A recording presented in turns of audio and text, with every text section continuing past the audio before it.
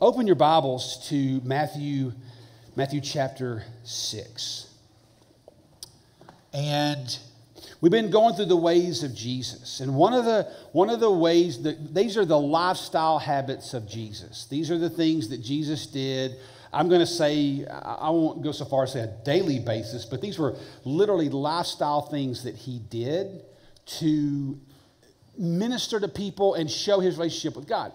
And we're going to talk about living free today. Jesus spoke a lot about living free. He healed people physically, spiritually. And we've got a lot to say today, man. Let me tell you, today, though, I'm going to talk to you. The Sermon on the Mount I would call this, I read it a few times a year. I'll go through there, never planned. I'll just read the sermon. And I think the Sermon on the Mount is Jesus' manifesto. I really do. I think it's his manifesto. And let me tell you what I love about this sermon. I'm like, it's the first public sermon Jesus ever preached. I think we should pay attention.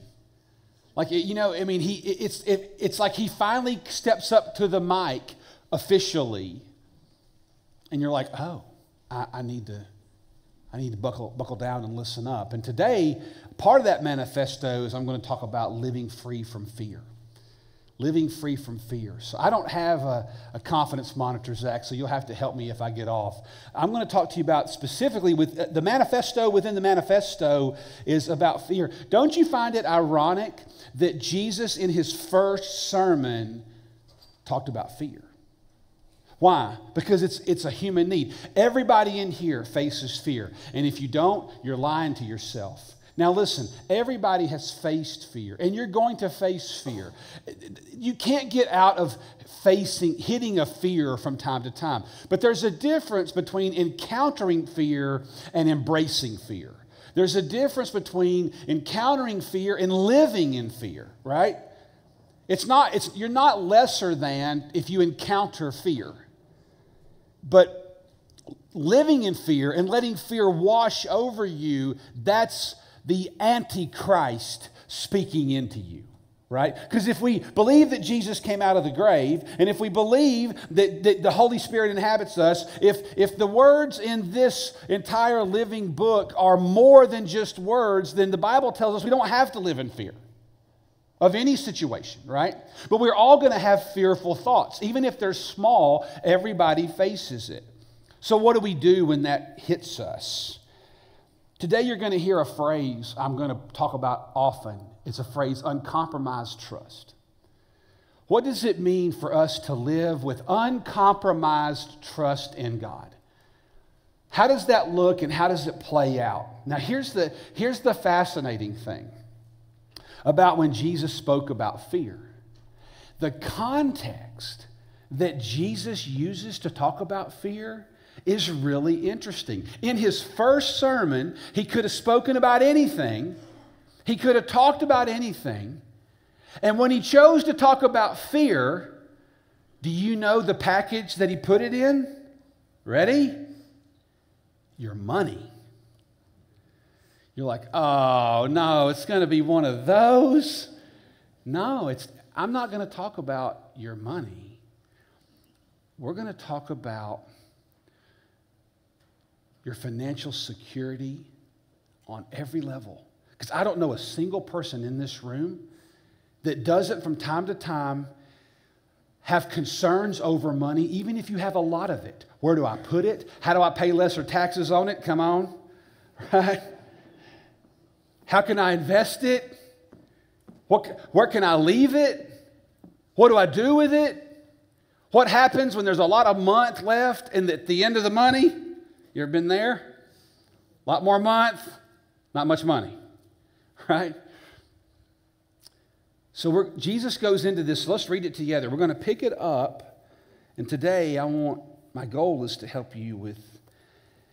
In fact, before we read it, here's my goal today. I want to show it to you. I gave some images. I want all of us in the room to go from that to this when it comes to your approach to financial security. This is way more than a church tithe, people. This is way different. This isn't about you just, tithe into the church. It's about going from oh no to oh yes, right? And living free from that. So let's read what Jesus had to say. So he's talking about fasting, and then he goes into a run about who you are on the inside. Matthew 6, verse 19. Jesus says, "Do not store up for yourselves treasures on earth, where a moth and rust can destroy it or thieves can steal it, but invest. Store up for yourselves treasures in heaven, where nothing can destroy it and where thieves do not break in and steal. For where your treasure is, there your heart will be." The eye is the lamp of the body. So if your eye is clear, your whole body will be full. But if your eye is bad, your whole body will be full of darkness. If the light that is in you is if the light that is in you is darkness, how great is the darkness? No one can serve two masters. He will hate the one and love the other, or be devoted to one and despise the other. You cannot serve God and wealth. But look, your Bible may have chapter divisions or subheadings, but Jesus didn't stop. He might have taken a breath, but in that same sentence, in that same paragraph, he runs right into, he goes into anxiety. See, those are connected. You cannot serve God and wealth. Verse 25, for this reason, so because you can't serve God and money, I say to you, do not be worried about your life as to what you will eat or what you'll drink, or for your body, or as to what you'll put on, right? So if you're like one of these fashion conscious people, this is your verse when you're standing in front of your closet going, I don't know what to do. This is just claim it. It doesn't matter, right? Just clash if you want to, right? That's just a Jason's theology. Wear what you want. Is life not more than food? The body not more than clothing? Look at the birds of the air. They don't sow, they don't reap, or they don't gather into bars. Your heavenly Father feeds them. Are you not worth much more than they are? Verse 27. And who of you, by being worried, can add a single hour to your life? Boy, think about there's a whole sermon in that, right? It is wasted emotion. It's actually wasted energy. But you know what?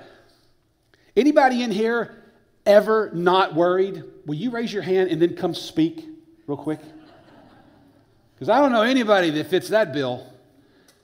So you know why Jesus is speaking to this stuff? Because he knows we do it. I mean, he's not speaking into the air. Do you realize that Jesus could have talked about, oh, y'all think you know how I made the atom? Let me tell you, it's not, forget your chemistry chart. Here's how I really did it. Hey, when I made Saturn and spoke that into existence, I want to tell you, here's what Abraham was really like on a bad day. Jesus didn't speak about those things. He's talked about, the things he chooses to speak about in his first official sermon, boy, you better listen. Because they're pavement level stuff.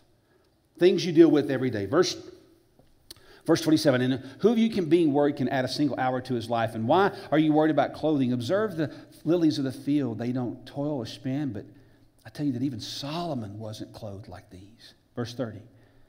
And if God clothes the grass of the field, which is alive today and tomorrow thrown into the furnace, will he not much more clothe you, O you of little faith? By the way, he's not casting shade on you. He's saying your faith is, it's not a slap. It's like, no, your faith is too small. I need you to open your eyes up, is what he's saying. Do not worry then, saying, what will we eat? Oh my gosh, this is so important. Verse 31. Don't worry, saying, what do we eat? What do we drink? What do we wear? For the pagans, the Gentiles, they seek these things. You know what he's saying, don't you? When you let yourself drift into times like that, you're living as if you don't know Jesus at all. The pagans can do that. They already do that. You're acting as if there is no God. We're going to come back to this verse in a minute. But your heavenly Father knows that you need all these things. Hey, aren't you glad that Jesus himself said, I already know what you need on Wednesday? Aren't you glad? I'm glad. But seek first the kingdom. Seek first the kingdom and his righteousness. And all these things will be added. That is a promise, Christian. Seek the kingdom and everything else will be added. So don't worry about tomorrow, for tomorrow will take care of itself. Each day has enough trouble of its own. This is a promise, by the way, but it's a promise to us. This is a promise. He just made you a promise. I will fulfill it. That promise was not made, did you hear? He said, even the pagans, the Gentiles, they live like this. But for you, you have a different Heavenly Father in front of you. He made a promise, but that promise was made to us. So when it comes to living with uncompromised trust, when it comes to living free of fear, when it comes to your financial security, if you can find your way to seek first the kingdom of God and obey God with your money, there's two key truths that I want you to take away from me today. And the first one is this. When you live free from the fear of money and you can learn to trust God with your money, fear will leave when you can learn how to measure value. Fear leaves when I know how to measure value. Now, let me tell you why that matters, and I'm going to break that down for you for a minute. Did you notice that Jesus said, do not store up for yourselves treasures on earth, where somebody can just take them or steal them, or the market can have a market correction and you vomit, right? You know what I'm saying?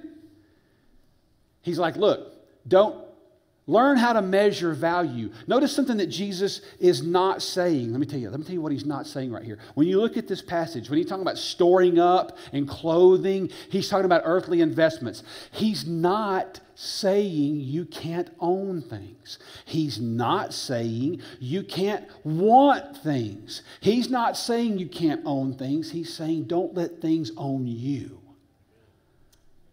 Don't let things own you. Because you know why? It's going to lead you down a road. Man, hey, listen. I mean, we live in the wealthiest county in Tennessee, top 10, top 12 wealthiest county in all the United States of America, right?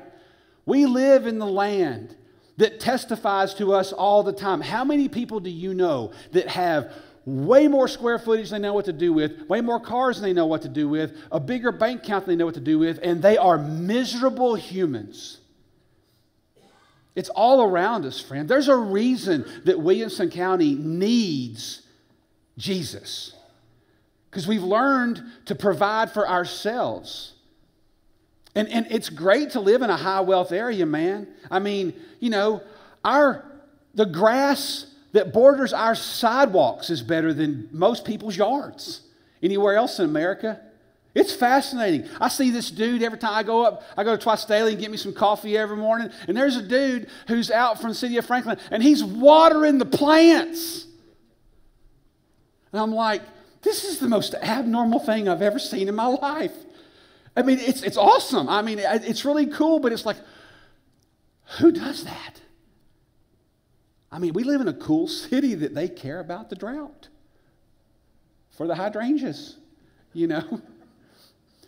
Jesus is saying, it's okay to have things, but don't let them have you. Don't store up there. Learn how to measure value. And let me tell you why this matters. When you can learn that the kingdom comes first, I drew this out with my Apple mouse here. It's not that great. But let me tell you why this matters.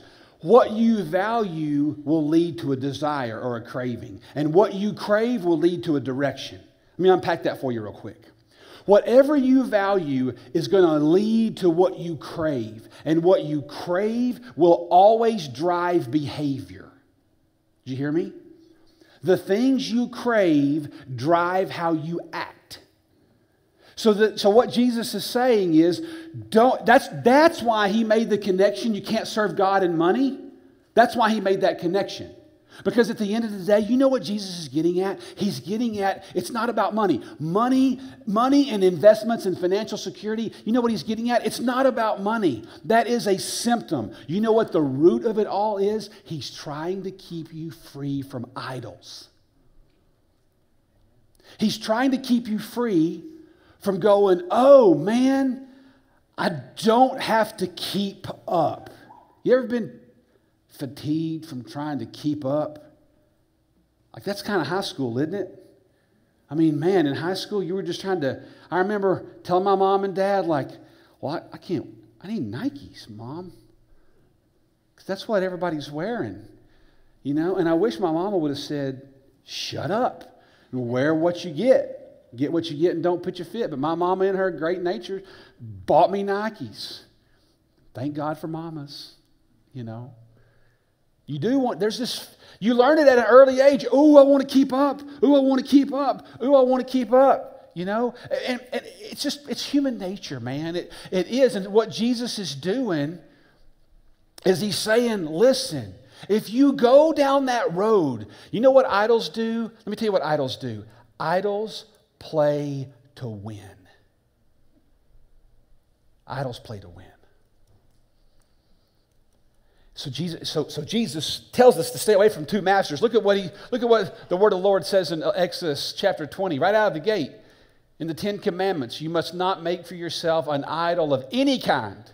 Status, money, worth, dress, job title, dating relationship, record deal, 401k that can retire early. Do not make for yourself an idol of any kind, or an image of anything in the heavens or on the earth or on the sea. And I can tell you that why idols matter is because they're sneaky.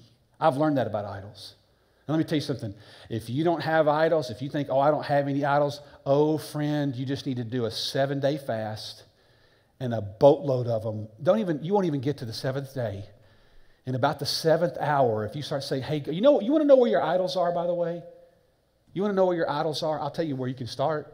If you're interested, just start asking God, what is it that I care about too much? What is it that I worry about? You want to find your idols? What is it that you tend to worry about the most, even when it's okay? For some people, your idol is your health. You're obsessed with it. Praise God, I've never been worried about that. I've never seen, fat people and skinny people all still die. I'm going to die well-fed. And I'm just telling you, no matter how you eat, I'm trying to eat better, but I'm just telling you, I don't often win that battle. Some of y'all have such great discipline, and I think you're stupid.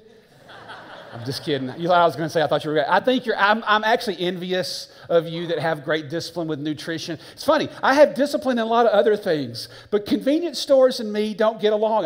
They tend to win every time. It's weird. No, some of you have idols. We all have. Our idols lay in weird places, man. But I'm telling you, the things that you some of you, your idol isn't your financial security. It is your kids. You freak out. So you helicopter over your kids trying to control the environment. Guess what's going to happen? They're going to leave one day, and when they leave, the world is coming, baby. And when that world comes, it is going to smack them. And you know what? You didn't prepare them. You know why? They never heard no. They never had any discipline. They never had any type of structure in their life because you just wanted to be their best friend. And all of a sudden, the world comes along, and their boss does not give a rip about them. Right? I'm just telling you. The world's coming hard, man. So whatever you worry about, so I got that out of the way with my boys early. I'm like, no, we're going to let them fail. Let them fail. Let them feel it. You know what? I would far rather them feel it at 13 than 35. 35 costs a lot more. Idols are sneaky, man. So just learn to value the kingdom. Let's get back to money. Now I want to take a time out for a second. Because I want to talk to you about ClearView. I can't preach this sermon and not talk about ClearView. Let me tell you what's going on in our church right now. You saw me tear up just a minute ago. Man, the last 18 months at our church, it has been, I'm using that, I don't have like a date or just a day I started noticing it, but if you ask most on our staff team, in the last 12 to 18 months, I'll just kind of leave that window out there. In the last 12 to 18 months, I have watched ClearView turn a corner spiritually. I mean, it's truly been fascinating. Friends, I'm begging you to open your eyes. What you saw this morning for 4 straight weeks now, do you realize how many ministers go an entire career and never see it once? Like, this is what is going on among us is just an amazing thing. That's why we're asking you to get your friends here, to let us pray over them and maybe be saved or come into healing. Or the Lord is actively, I'm telling you that God is doing, I'm having a hard time finding words to talk about how proud I am of all of you and how proud I am of our church. We are enjoying right now more unity than I've ever seen ClearView have since day one. Our church, it doesn't mean we don't have places where we're not unified, but I'm telling you, our church, I've never seen it more together than I see it right now. It's a beautiful thing. But I want to tell you, ClearView's struggling. Now, I'm not freaking out about it, honestly. I mean, I'm really not.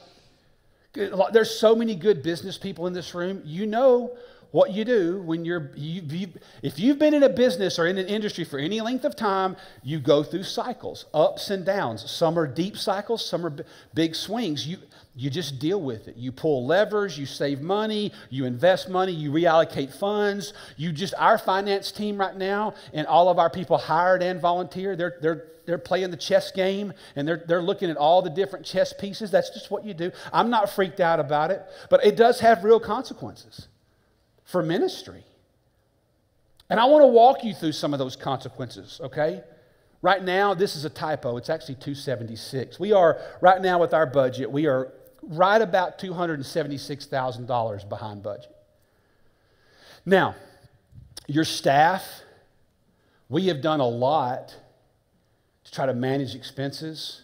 But let me tell you, even in times in our budget life when it wasn't like this, I remember the first few days, it was probably the first 60 days I was at ClearView as your pastor. So this would have been the first few weeks of 2018. I have this big glass board in my office. And I remember taking our budget and I began looking at where are we spending money that's not on buildings, maintenance, staff, any type of overhead, debt. I began looking at where are we actually putting money in the streets, and it was less than 11%. That was in 2018. And I hadn't been here long at all. I remember standing in my office going, my God, if 11 cents of every dollar is going to the streets, no wonder. I mean, that was in the first few days. So it's, ClearView's had a long run. You can look at our budget situation over the last 10 years and really maybe even the last 14. We've had times where we operated in surpluses, but a lot of that was because we tightened up expenditures. We stayed flat for a long time with our budget of just hanging stiff and trying not to move it. This is not a new trend. If you go back even 10, 15 years, ClearView has, the budget has been just historically getting smaller over time. The way I read it, now look, there are way smarter people in this room. I'm just going to go ahead and say, anything I say to you today is subject to verification. All right? So you need to ask Daniel Gutting and Jennifer Helton and all that. But my perspective, and I'm just one guy, but we have an opportunity to do more, but right now we're behind. Actually, we're reducing this budget you're about to see, we're going to reduce it by $600,000. I mean, that's a lot of money. We're holding on, but we've got to figure out. I mean, it's such a weird place to be. Spiritually, I think we're healthier. I don't even know how long, but I just see our church really healthy in a lot of spiritual ways, and financially, man, we're limping right now. That's okay, because we're gonna. I believe we can see God do some things that I'm going to point to in a minute. Let me give you one more statistic. Right now, 45, by the way, if you're wondering, I don't see what people give. I don't know what you give or what you don't give. But 45, I do know this because they tell me trends. 45% of the people at ClearView invest $10,000 or more. And I want to say to those of you that are honoring the Lord with your money, I want to say thank you. Seriously. Thank you. I know that every time you see your tax return every year, you're like, whew. But listen, I know that feeling, but I don't regret it one bit. Investing in the kingdom is so worth it. But what it also tells me is that 55% of us don't. And I want to show you something of just how different it would look. So depending on the websites you read, I've seen it as low as 106 and as high as 130. But the median income of households in Franklin, I kind of landed in the middle just to be safe, is roughly $120,000. I want to show you a little graphic here. At ClearView, there are 272 giving units, right? And that's households, right? So 272. By the way, there are more than 272 households that go to ClearView. But at some point during the year, I mean, there's more. I don't mean every Sunday, but there are more than 272 households that are giving units. But of the ones that do give, if you took a tithe based off $120,000, which is Williamson County's median income, our budget right now would be $3.26 million, and we would be meeting it. Let that sit on you a minute. If we were faithful to honoring God, so median means some of you don't make that combined, some of you make way more than that combined. But you guys, when we do finally close on that land and open up all that debt service, do you realize how much ministry we could do? Imagine what we could do. But let me tell you something. While we're talking about this, and I'm about to move off this, but while we're talking about this, I want to put one thing in front of you. I've been in ministry since 1990. I cannot tell you how much I don't care about numbers when it comes to people coming to church. I mean, it is impossible for me to care less than I do about attendance. You know why? Jesus changed the world with 12 dudes. Am I right? Jesus changed the world with 12 dudes. It was a living example that you can do a lot with a little. You know what I care about as a congregation? You ready for this? Faithfulness.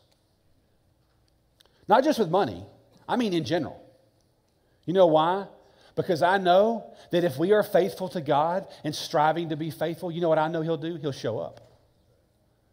He'll show up. It's way bigger than money. He'll show up. You know what I want to see? Go to the next one, Zach. This is what I want to see. 100% of us have been entrusted with money. Everybody in this room, raise your hand right now. Everybody. Every single, raise it high. We're all going into Interpentecostals, okay? Everybody, raise them high. I'm going to keep talking until we raise them, all right? I'm just going to hang out here. You're not going to lunch. Vicky has locked the doors. You just didn't know it, right? 100% of us in this room have been entrusted with money. You can put your hands down. 100% of us. If 100% of us were faithful with that money, let me tell you something, buddy. I can't even begin to describe what's going to happen to this place. Because it's not about money. It's about idolatry. It's about us cleansing our hearts and learning to trust the Lord. And more than anything, you know why I want to see us faithful? I don't care if there's 150 people that come to ClearView or if there's 10,000 people that come to ClearView. I mean that with every ounce of my soul. I don't care. You know what I do know? If no matter how big we are or how small we are or our worship numbers go up and down, who cares? You know what I know? If we are faithful to God, we will see things that nobody else gets to see. We will experience things that nobody else gets to experience. We will go to church. You don't, listen, I lived through it for 3.5 years. Some of you have gotten a little taste of that in the last 30 days of getting up, going to church, going, I wonder what's going to happen. I got to do that for almost 4 years of my life. I was a teenager, and then I went into college, and I would get in my vehicle every Sunday, and it wasn't, is something going to happen today? It's to how many and to who? Because we were faithful to God, man, and we didn't have near the resources that ClearView. And we weren't without sin. I mean, our church, listen, by the way, I've never seen a church, now I'm just kind of riffing for a minute, just going out, on a riff. I've never seen a church go through an awakening that it didn't first get smaller. My church that I grew up in, when we went through an awakening, word on the street was one of our deacons was a KKK Grand Master. True story. Yeah, you got to get those out of your church for God to move. Come on. Whew. That's what I was told. The person that told me, I believe them. They would know. When you're faithful to God, you get to see things. Is that not the story of the Old Testament, by the way? When you're faithful to God, you get to see things.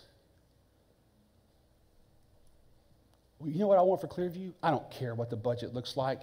I have to ask all the time, how are we doing? You know what I care about? I care about that. That's what I care about.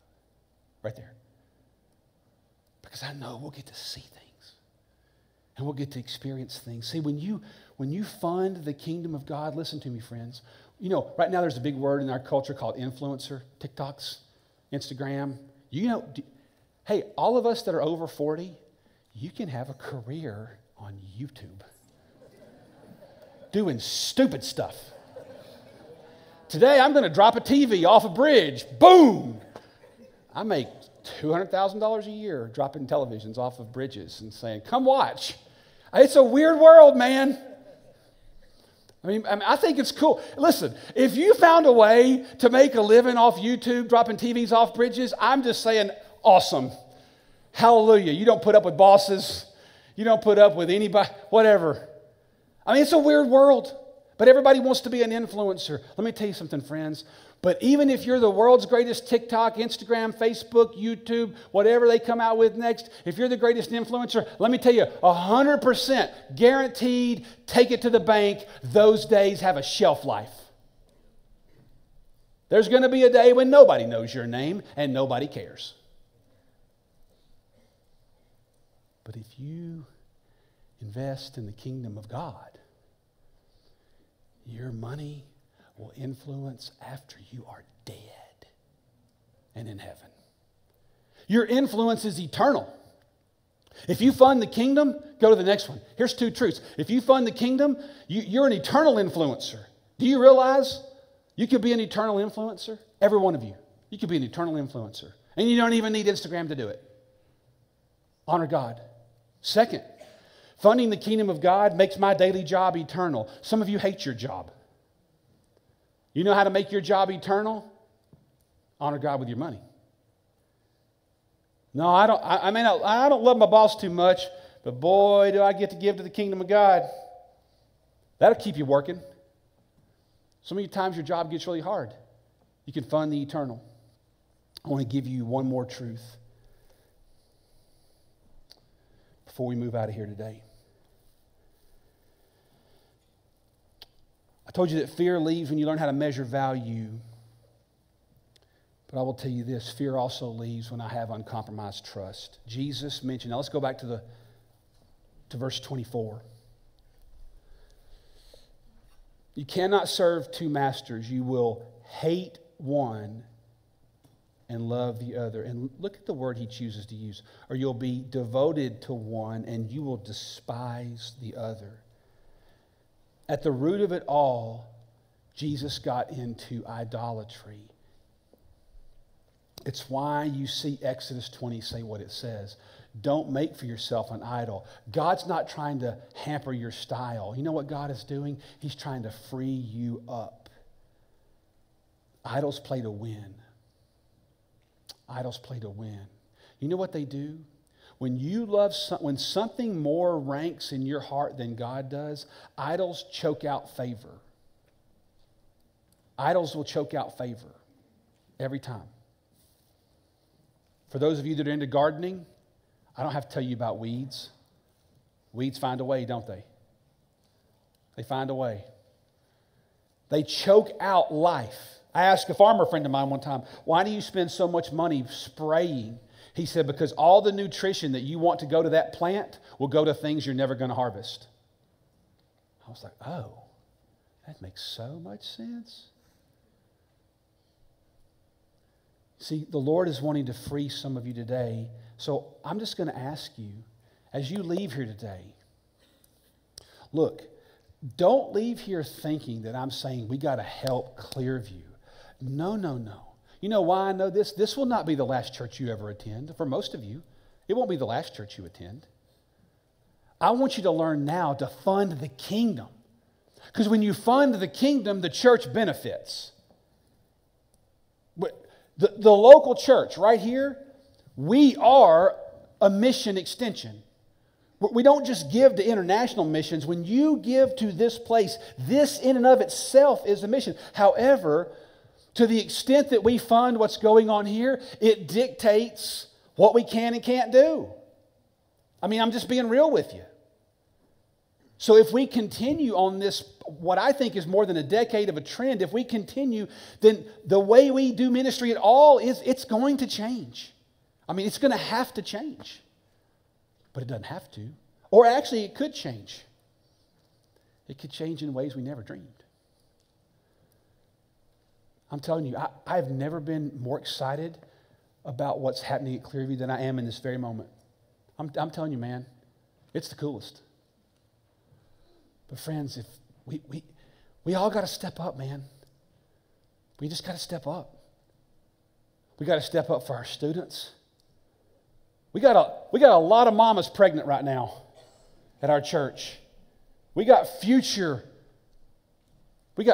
teachers, future law enforcement. We got future accountants, future kingdom leaders, future mom, future dads right now that are still in the womb. Man, we gotta steward that. Because our world's going to need it. Amen? You know, it means a lot to us that you would come here today and be a part of who we are. It really does matter to us more than you might realize. Sometimes I think we underestimate the power we have to influence people. You know, if you would look around your world, you'd be amazed at how many people would receive what you have to say to them. You could be a digital missionary. You don't have to post everything on Facebook, or we're not asking you to go on your favorite social platform. But I would challenge you to look around your world. I guarantee you might have a friend, even in a different state or another part of the world. Something was said today, whether a sermon, a prayer, a song, something was said that could mean a lot to them. Man, send it to them. And you'd be amazed at how much of a difference that could make.